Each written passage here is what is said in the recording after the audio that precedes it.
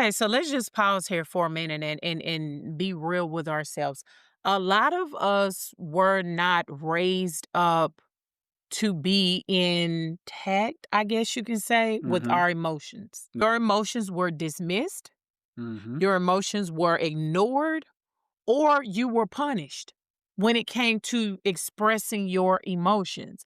And so a lot of those sayings that we've talked about before on the show and even in another platform that we're on, Talk Therapy Heal, is that stay in a child's place. The child is to be Ooh, seen and that's not that's heard. the one right there. You better hush. Shut up before I give you something to cry about. Mhm. This, that, and the other. And then here we are in our adulthood and our marriage, wondering why it is that our spouse won't talk to us. And then we get mad at them. For you, you may feel invisible.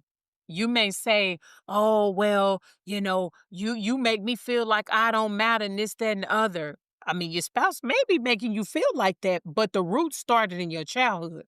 You expect your spouse to read your mind. Okay, listen. With his emotional neglect, and Kenya was just speaking about emotional intelligence, the connection of our emotion Mhm. and our feeling, which is kind of tied to emotion, is how we can express it. Mhm. So if you find yourself shutting down or you cussing out your spouse, let's just be honest, okay? You slamming doors, you acting a fool, you got an attitude.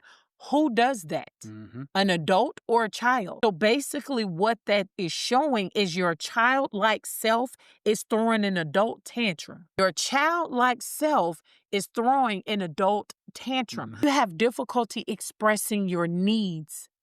And then you automatically think, I've been married to you. Me and Kenya this month is 27 years.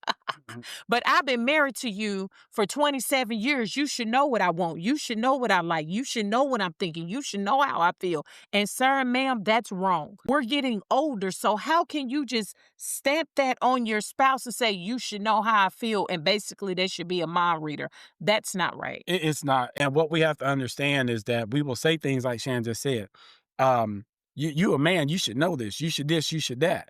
Now hold on a minute now. Well, you're a woman, there may be certain things that you should know and do. Fact. But let's balance this thing out. So it ain't about pointing fingers. It's about identifying these triggers and helping one another out so that we have peace in our relationships. So stop expecting your marriage to repair what your parents damaged.